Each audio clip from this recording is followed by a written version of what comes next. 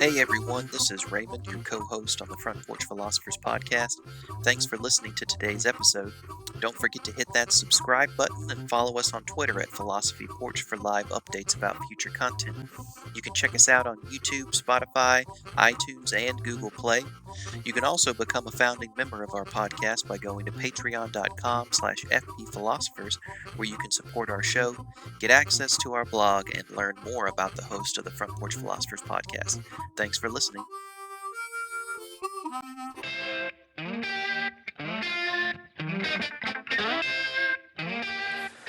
All right, welcome back to the Front Porch Philosophers podcast. I'm your host, Thomas J. Farmer, joined as always by my co-host, Raymond Perrier. What up? Joining And from Michael the Granado. dirty South. Dirty, stinky South. The dirty South. Stinky. I am here in Stinky. exile from the promised Why is land it stinky? in It always California. stinks, man. But That it's in marsh. Savannah, It's that so marsh stink. you know, Is that swamp gas? it's that No, it's it's that the swamp marsh water. stink. Marsh right. smells like a fart that's been out in a summer Sorry. sun for 5 days. Okay, Raymond, you're gonna edit him out, right? Maybe. Okay. Anyway, so today we were going to talk about the question, what is ethics? So, ethics. So, conventionally speaking, ethics is a description of morality, right? And so, What? Yeah, I don't What? even. I'll just go ahead and tell everybody. It's not that I study ethics a whole lot. It's just I think most of it's BS. Okay. I thought there was going to be some sort of follow-up to that. No, it's just most of it's dumb. I think we can generally say, most people are full of shit, and the faster you figure that out, and that includes us, right? So most people, everyone really, Mostly. Except for everyone, me. and the faster you figure that out, the better off you are. So, Is that an ethical claim? no, that's just a normative claim about human behavior. What you drinking there, Raymond? Whiskey. What sort of whiskey? The cheapest stuff I could find. Helps the immune system. I'm drinking coffee. So, should we start over? I feel like we should start over. No, keep going. You were making some BS distinction between normative ethics and some Descriptive. Normative other, and descriptive. Okay. Yeah, okay. So, to say something is normative is to say that it's the way that something ought to be. To say that, a descriptive claim is just that, it's describing something. So we can make a distinction between so-called conventional ethics, which is just what people in a particular place at a particular time choose to do because it's a social convention, versus a universalizable ethics, wherein we presume that there are some moral precepts which transcend time and place, which are based upon reason, and thus insofar as they're based on reason, they have some grounding principle beyond custom. So if I say... Yeah, but why does that have to transcend time and place? Why can't you just have a moral system that's based on reason that isn't transcendent? Well, all I mean by transcendent is not some ethereal notion, but it's just that it's not a concrete reality in a particular place. So, for example, a lot of what we tend to think of as ethics are governed by custom. So, is doing drugs an ethical problem?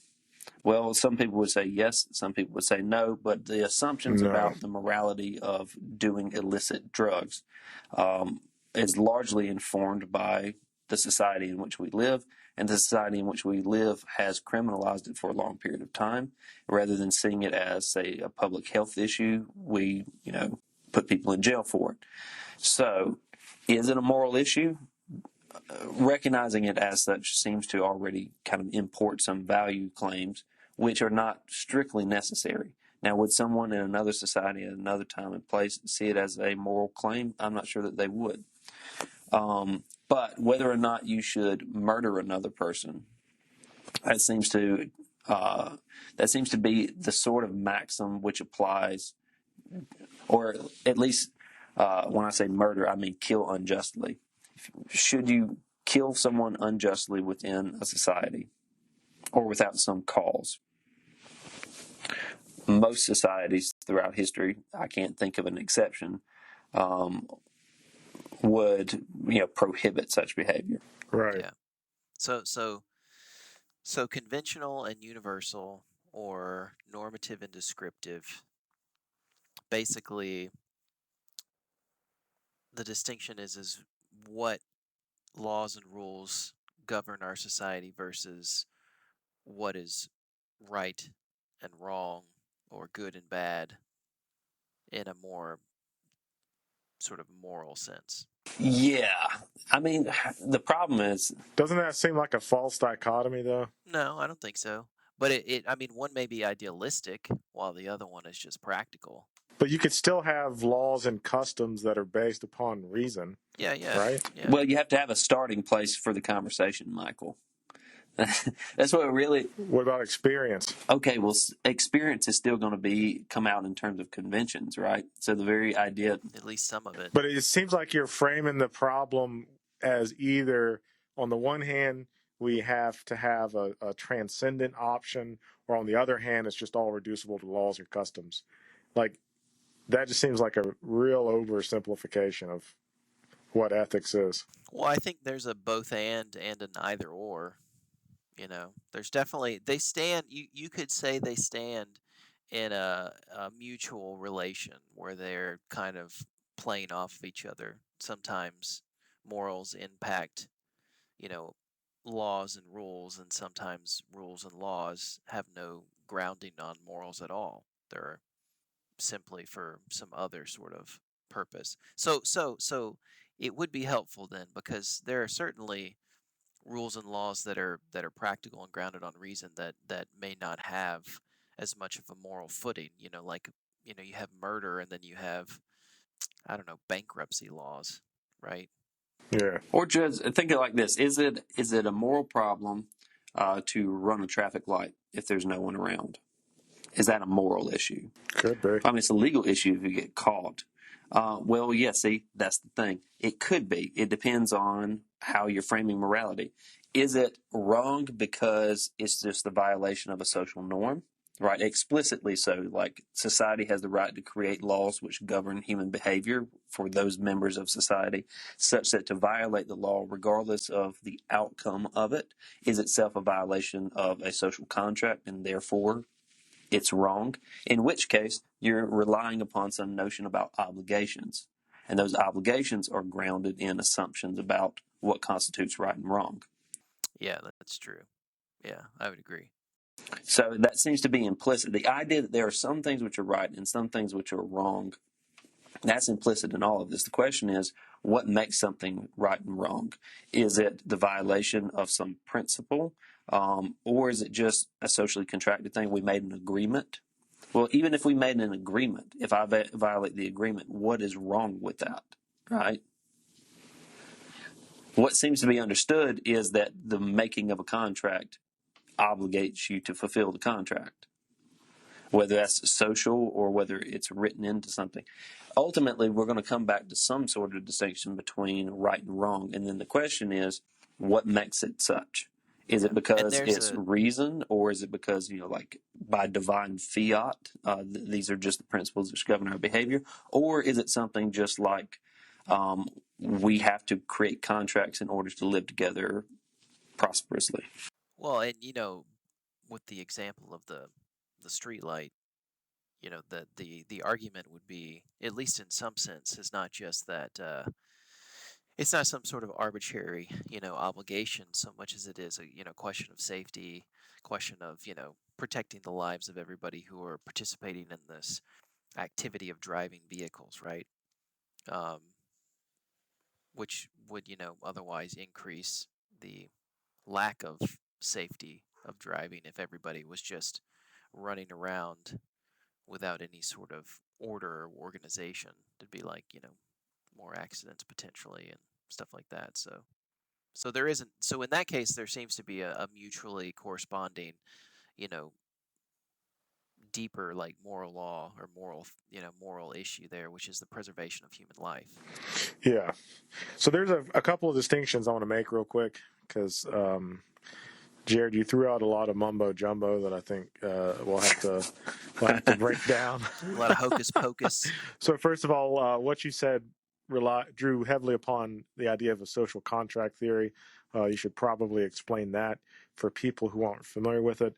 You also mentioned the idea of divine contract theory. Both of these can fall under the general umbrella of ethics. And I think we should also frame the question, also state to begin with, ethics, just like every other field of philosophy we talk about, is an incredibly huge field with a lot of different types of people who hold a wide range of positions concerning ethical issues.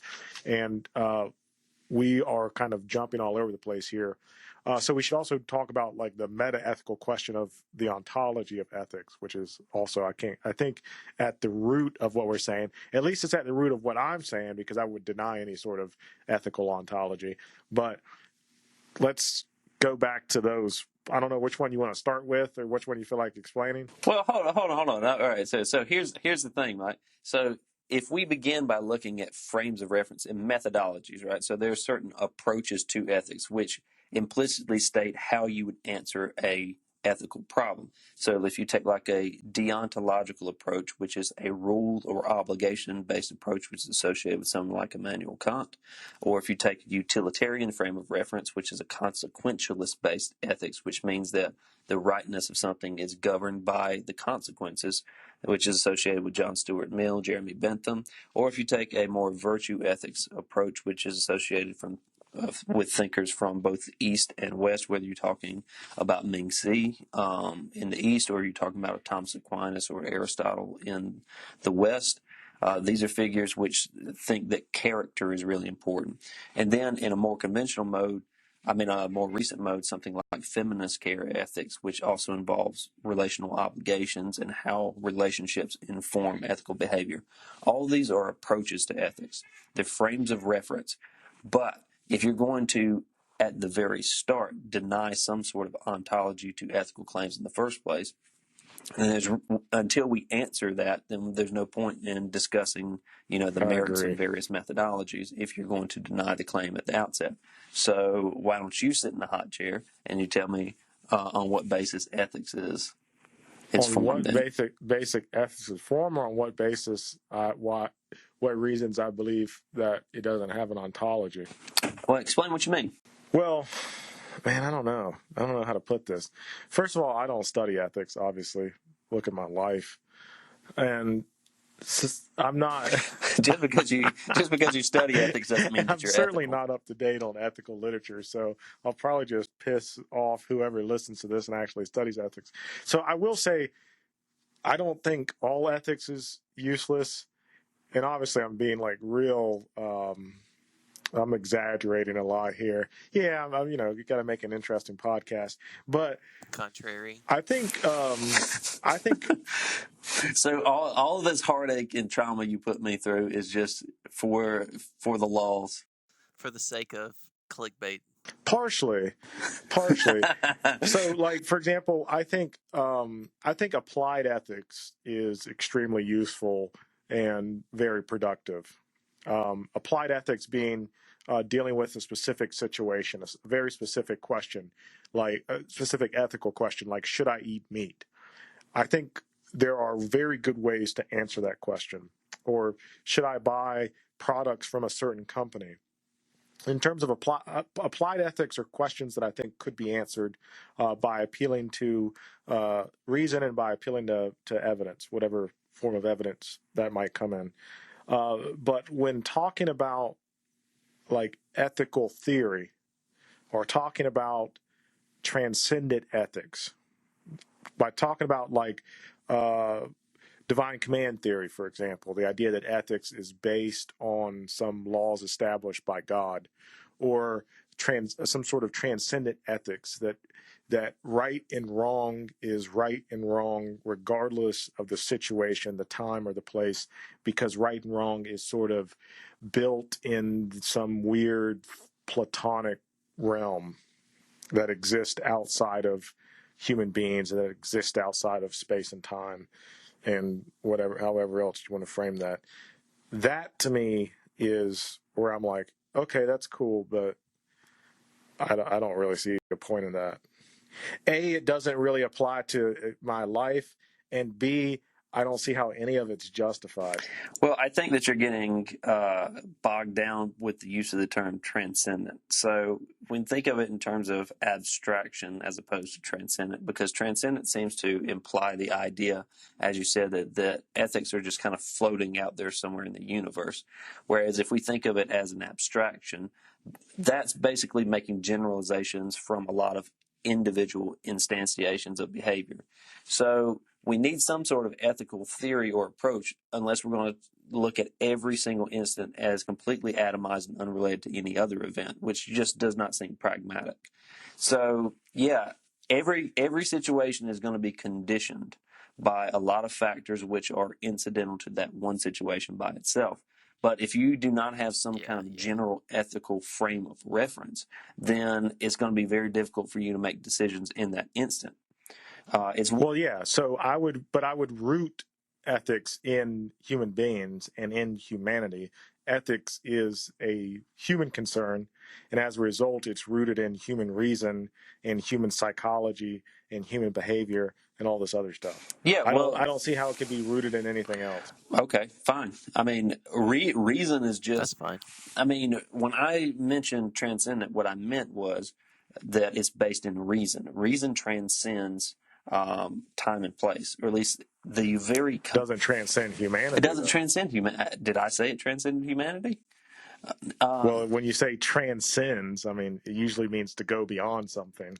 It goes beyond individual cultures, yeah. To an extent. And so it doesn't really go beyond. It's not really transcendent. Oh my God! At some point, Mike, you have to.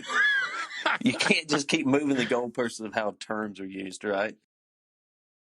Or you could just not use the words transcendent. All right, I tried to shift the focus away from transcendent to abstraction. All right, so it's an abstraction. Okay, well let me. It's still weird. Let me pose. Your face is weird. Put Mike in the hot seat again. Put me in the hot seat. So applied ethics. Right. So let's think about this in terms of the question of meaning. What purpose would there be to apply ethics if there wasn't some greater underlying meaning? Greater underlying meaning to what? Well, I want to know if we problematize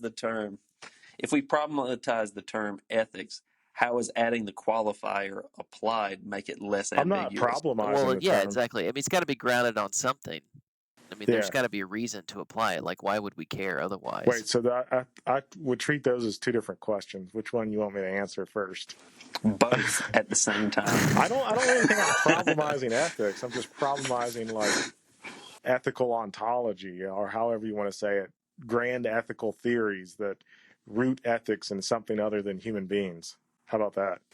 Okay, really the only one that I mentioned that grounds it necessarily in something beyond human beings is divine command theory, which is not something that most people are ascribed to anyway. More than half the world does. Right? I mean, if we're basing it in reason. Yeah. That's an interesting question, though, too. Most people do, and most people who have ever lived do. Most people do. So what was your question? We can talk about a debate. Which fine. So I can destroy ethics for everybody. Well, I was just saying that, no, that would, like Jared was saying, I mean, there's definitely... I don't care enough to write about it. If Nietzsche didn't succeed, you won't mind. That's true. If you're going to talk about applied ethics, there has to be something to apply, and even an ontologically based ethics, right? Like, a virtue ethics, is still based in human beings. Yeah, I'm cool with that. So wishy-washy. Well, right now. I thought I was pretty clear. Then what are you virtue doing? Ethics, Jesus. I mean, as long as you're not going to start getting weird about the word virtue and start ascribing to it things that don't exist, I'm cool with it. Yeah. Well, so the thing that time and space crossover, where the whole transcending time and space comes from a deontological ethics. Comes from rules are. It's wrong to lie in any case would be a deontic ethical law, and that could be problematic. It is grounded in reason, but it Yeah, still but could be that's grounded problematic. in reason, though. I mean, it's not necessarily founded within the divine or something. I mean, obviously Kant makes some connections there, but you need not ascribe it to the divine in order to have reason as the basis for a principle which applies equally in every society. Yeah, I mean, I'm just saying For that Kant. when we started this conversation, Michael was Yeah, concerned because about that's this idea of impossible. transcending time and space, which is a legitimate Yeah, tell me how that works. concern. Oh, well, it's just the idea, not like a, yeah. I don't know. That's a tough one. I mean, I don't know. I mean, it's I think you're getting too hung up on the word transcendent. well. Let's just talk about that though. Like the laws that are, we could talk about it as transcendent. We could talk about it as absolute. You know, whatever. Basically, just saying that there are things that are right and there are things that are wrong, and in no circumstance is doing the opposite of something that is right or good. You know, anything other than Sure. wrong or bad, right? I mean, Right? to a certain extent, Wrong, I would right? accept Okay. that. I think. I'm not saying that I'm arguing for that. I'm saying that that's Right, the right, way right, that some right, right. ethical theories Yeah. are formulated. You know, like the whole pushback against somebody like Kant, who's really big on this idea of not lying, and saying that in no case is it okay to lie, is that famous ethical example, and not an example, but like a made up thought experiment of you being in Nazi occupied Germany and housing, Jewish individuals, and then, a soldier knocking on your door asking you if you have any, Jews in your house. What do you say? Do you lie? Or do you risk, them being found out, which could lead to their execution, could lead to their imprisonment, enslavement, whatever you want to call it. And then everybody gets real tweaked about that. I don't think there is a good answer You to that lie your question. ass off. You could lie, but it, I feel like the only legitimate solution to that would be to abduct that soldier Yeah, kill him. Why not? and just kill his ass. Just a Nazi. I mean, Somehow we've gotten here to killing Nazis. No, but here's my understanding of where Kant's coming from. Whether or not you agree with this or not, I think that what Kant would say is you should not lie, because morality is about what you do as an individual. It's about your choices, and that keys into his overall view of humanity and human nature and all of that. So you shouldn't lie, because ultimately, one, you don't know what the soldier is going to do, even if you make some presumptions.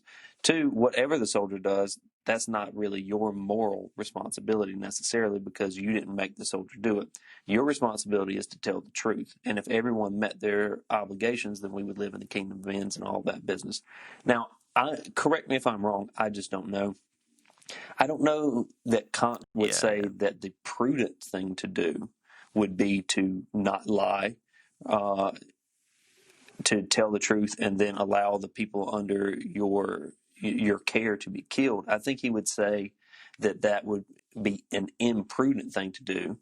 But I think what he would say is the question is lying in that case moral? And I think from his perspective, the lie, while justifiable in terms of it's the prudent thing to do, you can't really ever call a lie being deceptive moral, right? So maybe you do it for some other purpose, but you just don't get to call that morality. Yeah, yeah. And that's a good point. And this is getting into, commentary on Kant, which I'm perfectly fine with for a few snooze seconds here. fest. Right. but people oftentimes neglect this very issue that um, Kant's not necessarily saying it's a good or bad thing to be moral. I mean, obviously, being moral is sort of like what he thinks is the ultimate end of humanity, but it's different, like just because you're not moral doesn't mean that you're immoral. There's also this possibility of becoming amoral, just sort of like indifferent, as well. So there's a lot more to that than what most people would read into it, and I think that that's an interesting point, because you could still, he would, I don't know if he'd say prudent, but it would certainly be rational to lie to a Nazi.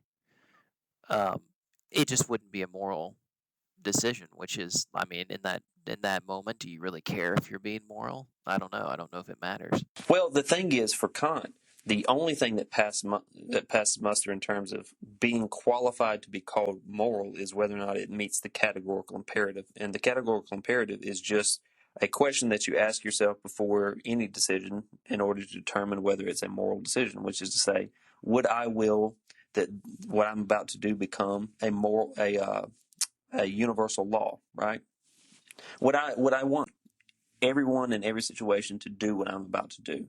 And if you can't answer that in the affirmative, then you know that it's not a moral decision. You may still make that decision. You just, again, don't get to call it morality. Yeah. And that's one of the problems, because then, in that moment, you might make the argument that, yeah, I think somebody might will that everybody lie to a Nazi to save a Jew, right? To save a Jewish person. But my question I don't is, know, like, though. who actually asked themselves that question when faced with a significant moral dilemma? And this is the problem that I have with ethics. Kant That's alone. true. I mean, there's a lot of question about maturity in Kant's thinking too. Like, like having good intentions, which is basically saying like having a good will, might make you a moral individual, but it doesn't necessarily make you capable of acting morally in the world. I think that's a big concern, because you can have pure intentions and live your life, according to that principle, and still make kinds of fuck ups Well, along the the other way. thing with regards, I mean, the majority of the history of morality has been something closer in kin to character-based ethics, virtue ethics. And so this is specifically about the ends of life. So really quickly, if you're unfamiliar with virtue ethics, we mostly associate it with Aristotle and then with its expansion in Thomas Aquinas. And this, just like with Kant, is based upon some conception of human ends, right? So I'm going to throw out a term here. So before you jump on it, You Mike, still I'm didn't going to answer the other explain three what it terms is. I brought up, so I just Well, given up. the podcast, please do, because the podcast is only so long. My ultimate We goal still is got just to half an talk hour, until so you give up. we'll get Okay. back to him, Mike. Okay. I'll answer for Good. you. I'll answer for you, Mike. We'll get back to him. So the word eudaimonism is usually What? eudaimonism. What? I can't write it on a board because there's not a visual component to a podcast, but it's a Greek word Say it again which for is the usually people in the trailer translated park. as Represent. God Almighty.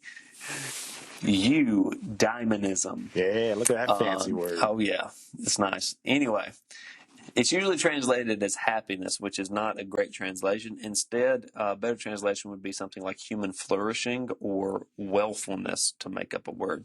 So like wealthfulness relates to the ultimate goals of all human action.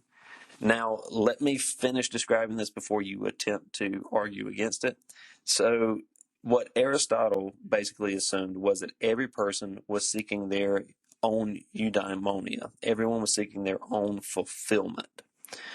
And morality is about how you, one, seek that properly, and also how you seek that in relation to other people.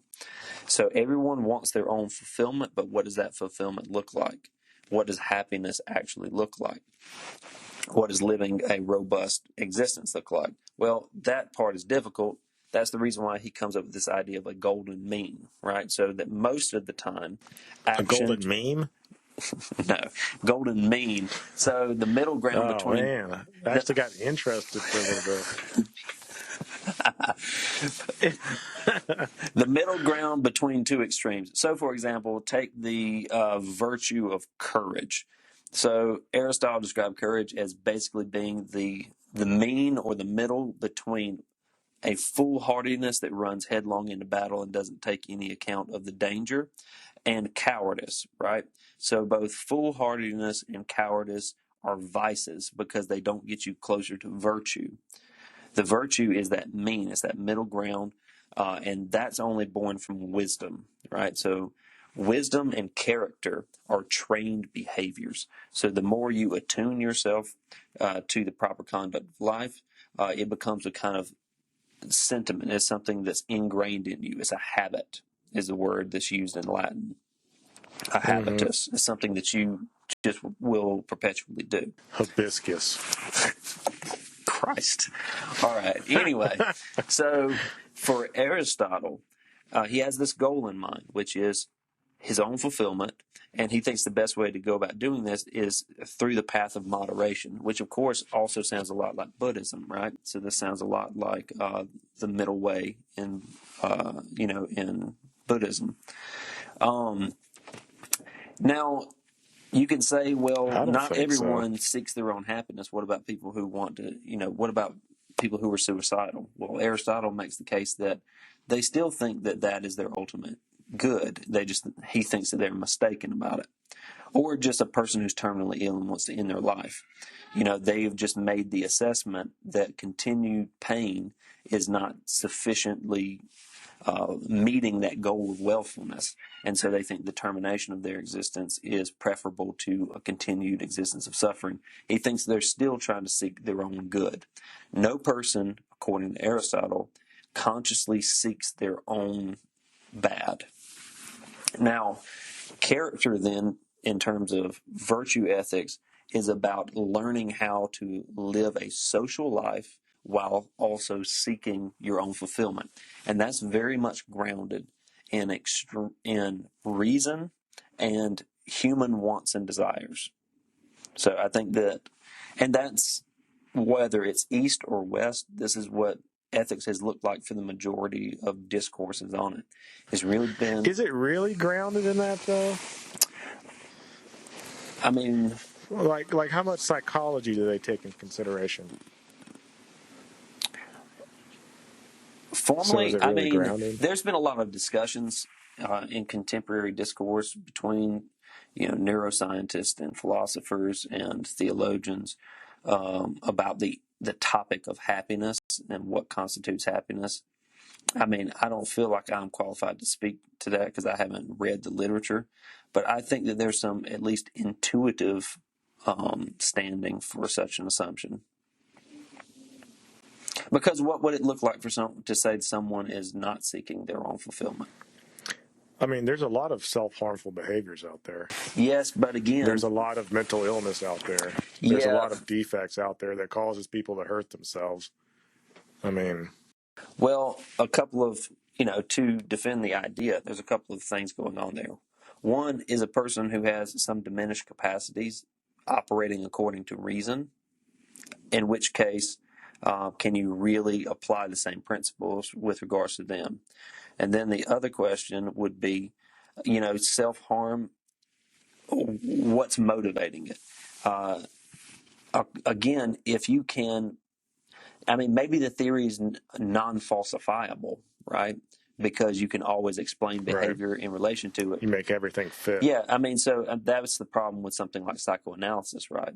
At least according to Karl Popper, it's non-falsifiable. There's nothing that you can say which can't be explained within the theory. So maybe that's the strength of the theory, or maybe it's BS. But you can at least describe everything within the frame and it still makes sense.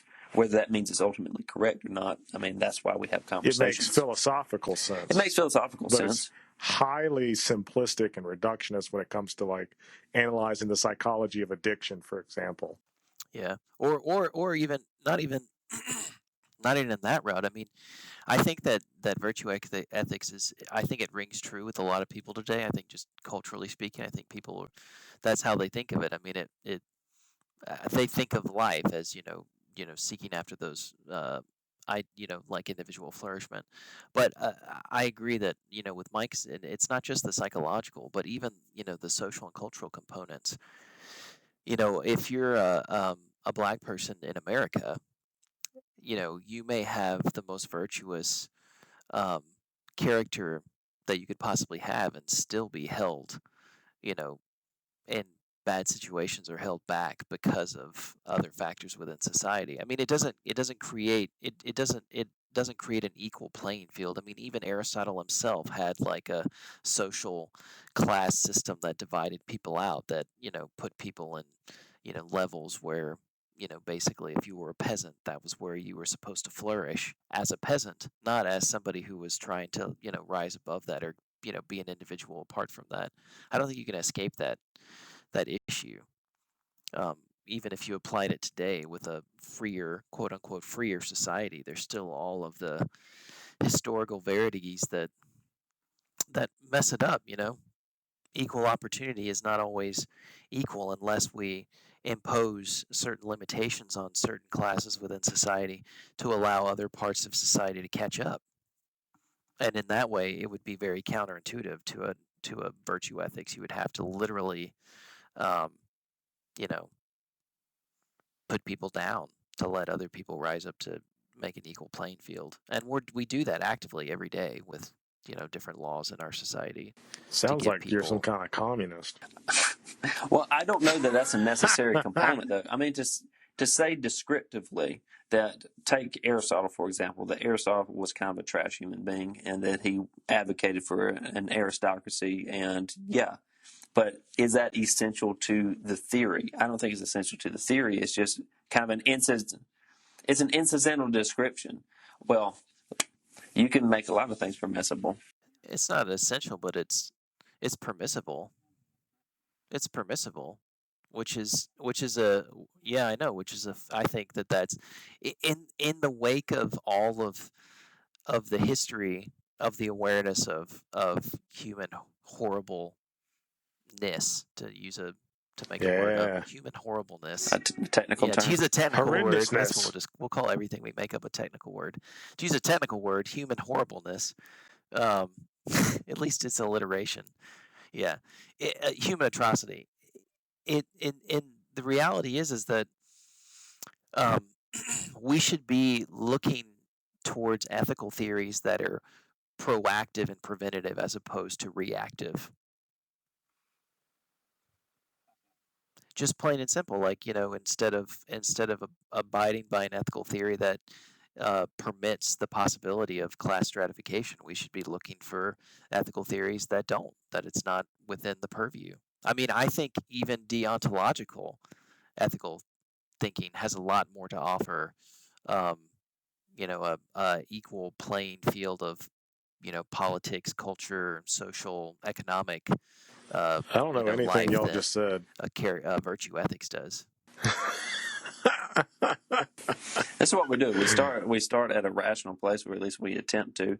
Mike says it's irrational, and then we go off the rails. I didn't say it's irrational. I just said that it just doesn't apply. I mean, maybe it applies to your life, but like, I'm a full-grown man who experiences like reality on a daily basis. So like virtue ethics, like, yeah, that's cool, but okay, that's not going to help me making a decision, like the serious decisions that I have to make on a regular basis. Well, again, there's this ought and is problem, right? So yeah, it's not how you do it, but is it how you should do it? I mean, I don't know. Maybe you should be reflecting upon principles before making decisions, as opposed to just making them on a whim. Then I would get nothing done. I would just be sitting in my house writing out like pros and cons for every decision I make. You would be a philosopher. You'd be sit there and think about things. Unlike Aristotle, I don't have a patron to feed me and sit on my ass and do nothing all day.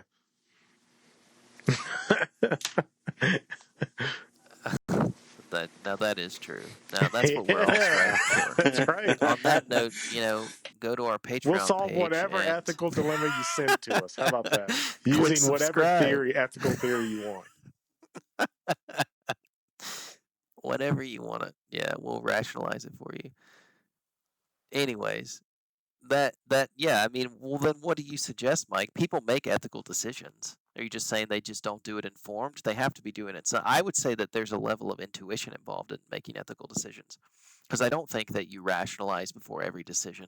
I think that the rationality pre-exists, and you go in intuiting how you would normally react in a situation or act in a situation, and then if you fuck up, yeah, adjust. Yeah, I mean, a major do it assumption differently there is next that time. people are acting rationally, and I don't really think that's a valid assumption. Not saying that people are stupid. I'm just saying that human beings don't walk around operating at that level all the time, and most of the decisions we make are decisions we make on a dime, and what influences those decisions.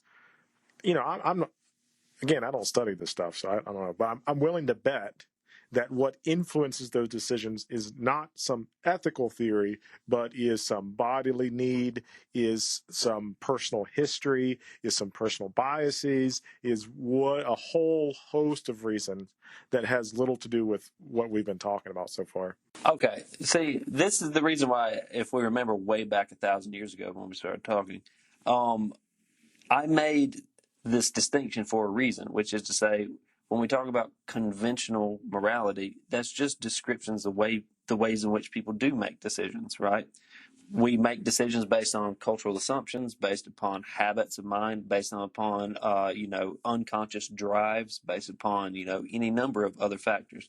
The question is whether or not you can call any of that morality. Really, I mean, we attach values to it at a descriptive level. Right? We say something's good, bad, indifferent, whatever. But when it comes to trying to decide at an abstract philosophical level, wading through all of the material, even post hoc after the fact, saying, all right, well, which of these decisions is moral? Now, any human behavior is not going to be strictly right abstracted, because every human behavior is going to be instantiated in a particular set of situations. But is it possible ever to point to something and say that is good in this situation or that is bad in this situation based upon something like abstract reason, as opposed to just saying, I wanted it, therefore I sought after it because I had a biological need or a social need? Right. It seems like you'd have to have something. Essentially what you're asking is there something common, a way to like group ethical decisions in such a way that they would be applicable to multiple experiences or activities. And it seems like you'd have to, because if you go the opposite direction, you basically, I mean, you run across either a distinction without a difference, which is basically irrational, or you just become a nihilist, right? Yeah. And I would say there is something common to all human beings, basic human experience. None of us like pain. None of us like to suffer. And we've realized a long time ago that things work out a whole lot better if we cooperate with each other. And I think, in a nutshell, that's ethics. That's fine. That's all rational. You can ground it in biology, but you can explain rationally why nobody wants to experience pain. I can't explain You rationally. can put that in your pipe and smoke it, Michael. I said you can. You can explain all of that in rational terms. Yeah. Right. That's a rationalization. It's a description. I mean, that's essentially that's Hobbes's contract theory through and through. Yeah. Kind of. He was the first one to articulate it. We're all basically egoists, right? We're all seeking our own good. Speak for yourself. Yeah. And fuck you, man. Jeez, Jerry, why don't you calm down some? You're acting really unethical. He's turning red. According, and if you knew what he according looked to like, Hobbes, you would understand how He's radical that red. is. Yeah.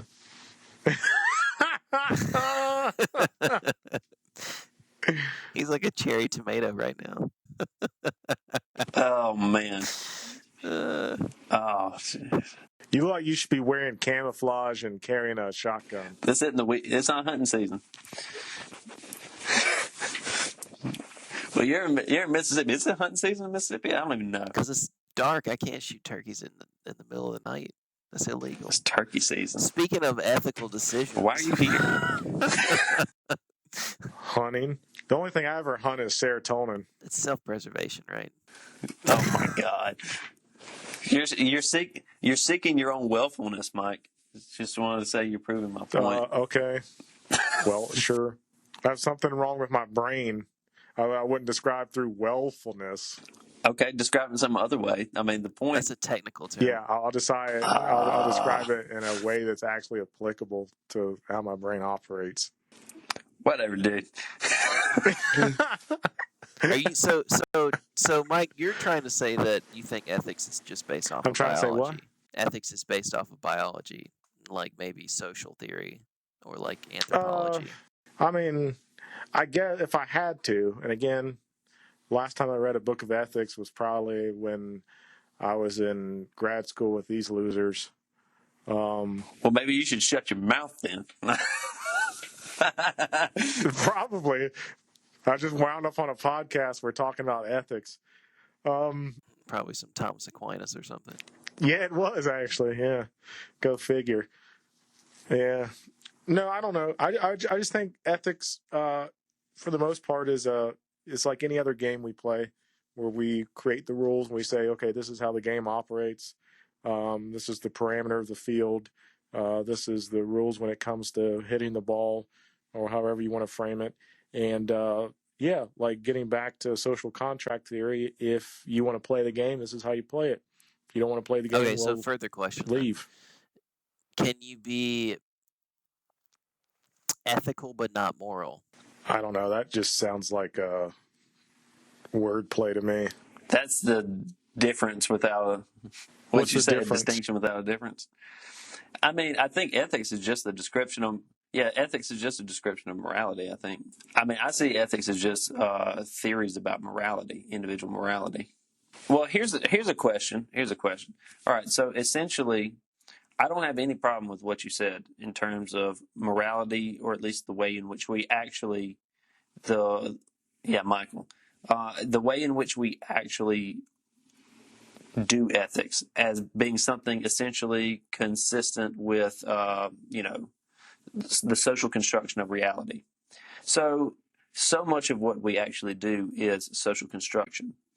So that comes down to like our law courts, all of those things. Just to say something is socially constructed is not the same as to say it's not real, which is not necessarily what I think that you're suggesting. But I think that we need to make the distinction. To say something is socially, I'm not. huh? Because socially constructed things are real. Or not? Because socially constructed things are I real. agree with you. I mean, to say something is socially constructed isn't to say it's not real. It just means that it's contingent. It could have been otherwise. But are there any rules which are rational? Right? I think that's really the distinction I'm trying to make. Are there some rules which are just more rational than others? In which case, are there some things which are basically necessary? And I think in morality, what you happen to see is social construction, yes. A lot of the things that we incidentally do are socially constructed. But the issue with regards to the topic of ethics is, are there any rules which, upon examination, we can say are necessary in order to ground the game of ethics that we're playing? Oh yeah, yeah. I would think so. Okay, now that we're all in agreement. Wait, why am I the one in the hot seat? The guy who knows least about ethics? Because you post the most contrarian opinion. That's true. Okay, I accept that. So what were you going to say, Raymond? I think that an individual can be ethical and not moral. What does that mean? I don't know. Maybe we should have another podcast and discuss it. Is really going to take that long? What time are we at? It's at 49 minutes. We need to be done here in just a second. So you don't think you could sum it up in a minute? I'll put it out there in a brief way, and if people decide they want to, a little teaser, hear more about it, we can make a whole episode about it. I think that there's a tradition within philosophy that is worth mentioning here that is connected to Kant, who we've talked about a lot, and the basic distinction between autonomy and heteronomy, which are technical terms for people who think for themselves and people who just follow rules mindlessly or just do it because that's what you're supposed to do, right? Like that's what you do. That tradition makes a distinction between morality and ethics, I think. The ethics being following in accordance with societal norms and morals and rules, but morality more purely being only abiding by that which you consider to be right or wrong. So, for example, somebody who would stand against the tide of society, right? Maybe a civil rights activist who would do something that was technically illegal, but that we valorize today, like a sit-in or going through, the white entrance as opposed to the black entrance. That would have been a moral decision, one that would have, spoken to their autonomy and their decision to do things that they believed were right as opposed to doing what was lawful. Well, I mean, there's that old principle that unjust law is no law at all, right? So that goes back to Augustine. You see it in Aquinas, and then of course in English made famous by Dr. King. All right, so an unjust law is no law at all. So that morality basically underpins something like the legal order, such that you can critique the legal order on the basis of morality. Yeah.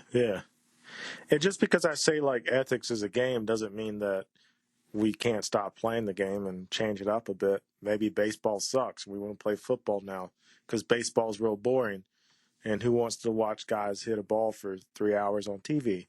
We want something more exciting, right? So, And stand around. Just stand around and chew sunflower seeds. I don't know. Like, I don't want to watch that. So maybe you got to switch it up.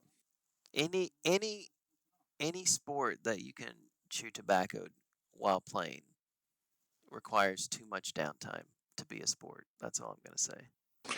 Word. All right, I think that's the controversial opinion that we need to end on. So, any final thoughts? Follow us on Twitter, or what do you don't follow people on Twitter, do you? Yeah, you do.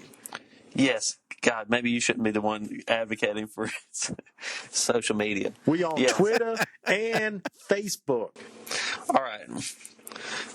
Well, thanks for joining us. Join us next time as we argue about something else. So keep it real. Try and be ethical, guys. Yeah, be ethical.